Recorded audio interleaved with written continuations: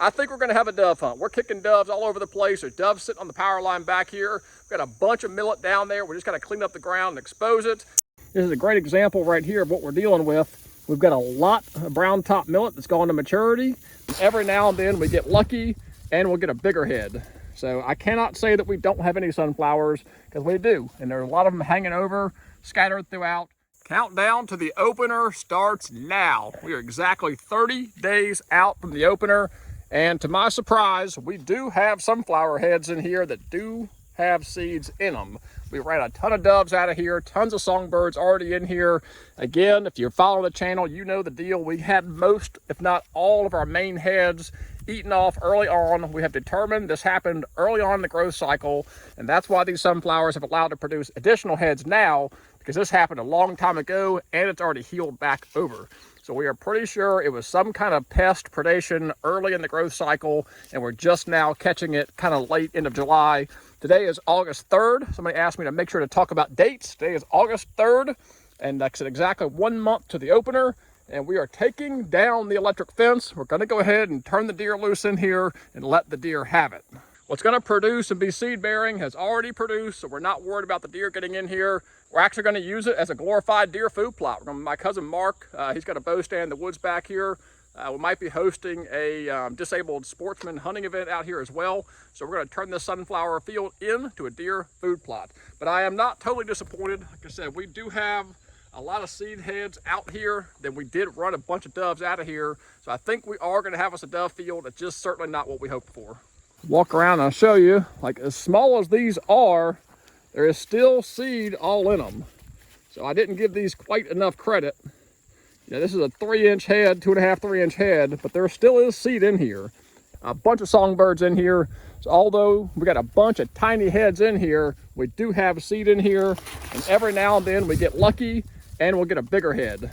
So I cannot say that we don't have any sunflowers, because we do. And there are a lot of them hanging over, scattered throughout. I do know the deer are really going to thank us for this one. The deer are about to have a heyday in here. I'm going to probably give it a week or two. Then when we come back in here to fire burn off the millet field, I'll probably go ahead and bush hog this field to clean up all these weeds that came in with all the rain. Very, very interesting field. We've never had one like this. Like I said, all good things must come to an end at some point. But we do randomly have some seed in some of these heads. Got a few flowers out here to enjoy, but for the most part, this field is kind of a bust. But the plan is to salvage it by bush hogging it, cleaning up the ground, and top sowing 100 pounds of winter wheat. Probably wait to the week before the opener to spread my wheat. That barely gets us into the planting window. That way we're illegal and legit. Throwing out wheat early in August, that gets into kind of a gray area there. This wheat does grow to maturity, no problem, even broadcast at the end of August. So just to be on the up and up, I'll probably wait till that week before the opener to spread that wheat. It's like children of the corn out here. What are you sneaking through here? Little Tucker's been my sunflower buddy. He's been out here with me just about every time checking on things, but you see a little bit of seed in there? There's a little bit, see that? Just not quite what we hoped for. But enough about these sunflowers. Let's go take down this electric fence. The deer are certainly gonna thank us. They're gonna have a heyday. We're gonna start ours down here. All we gotta do is just disconnect it right here. Then we'll wind it up on there just like a fishing reel.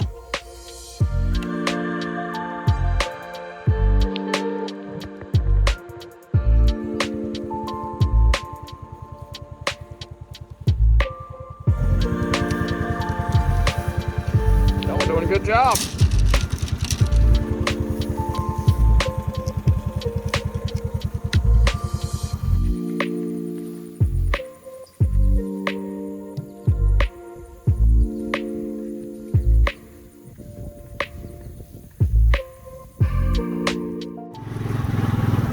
Like a whole bouquet of them. He's gonna meet us up there at the deer stand. We're already stripping it out. That's why you don't want to plant them too early. They will come in here and strip you out.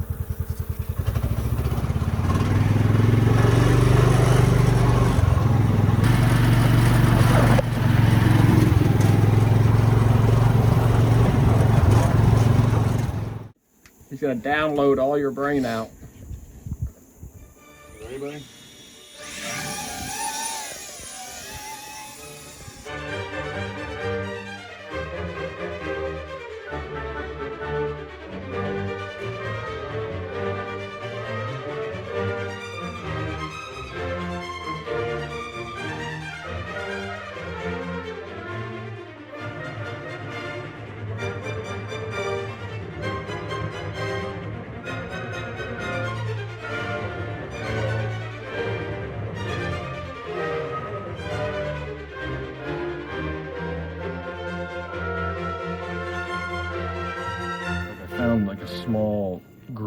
in all of the I see the bees. the sunflowers. Look close to the bees and tell me. And you can, like right down the row, you can zip through them.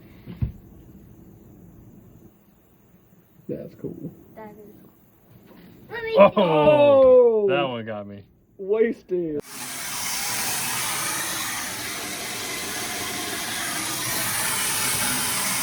There's a good chance this is the last time I'm gonna be using this sprayer this summer. So I'm going ahead and do a deep clean, deep rinse on it.